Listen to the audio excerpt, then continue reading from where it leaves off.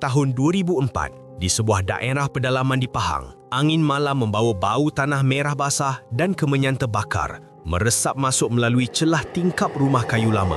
Rizal, 32 tahun, tinggal di rumah pusaka bersama ibunya setelah ayahnya meninggal secara mengejut.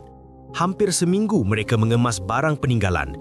Di satu sudut belakang rumah, dia terjumpa dulang kekuningan dipenuhi sisa ayam panggang, telur rebus dan pulut kuning berbau hanyir dengan abu kemenyan bersilerak di bawah. Ibunya berbisik perlahan, "Ayah kamu ada perkara yang dia tak sempat selesaikan." Malam berikutnya, Rizal dengar bunyi perabot ditarik dan hentakan kaki mengelilingi rumah.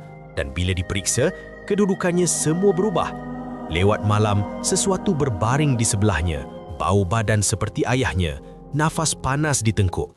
Bila dia berpaling, katil kosong dan di hujung bilik kelihatan bayang besar mendegak seperti tubuh manusia tanpa wajah. Malam ketiga, lampu tiba-tiba terpadam. Dari pintu bilik, sosok hitam berbulu dengan mata merah menyala melangkah masuk. Suaranya garau menyerupai ayahnya.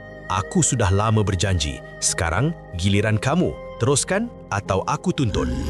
Makhluk itu tersenyum. Gigi panjang tajam berkilat seperti disapu darah. Keesokan harinya, lantai kayu penuh kesan tapak kaki besar berminyak dan kesan cakar pada bingkai pintu. Rizal memanggil ustaz untuk memutuskan segala perjanjian, membakar semua bekas persembahan. Jika suatu malam anda rasa dipeluk oleh orang yang telah lama meninggal, jangan tertipu. Itu mungkin hantu raya yang datang menuntut janji. Signal Karat.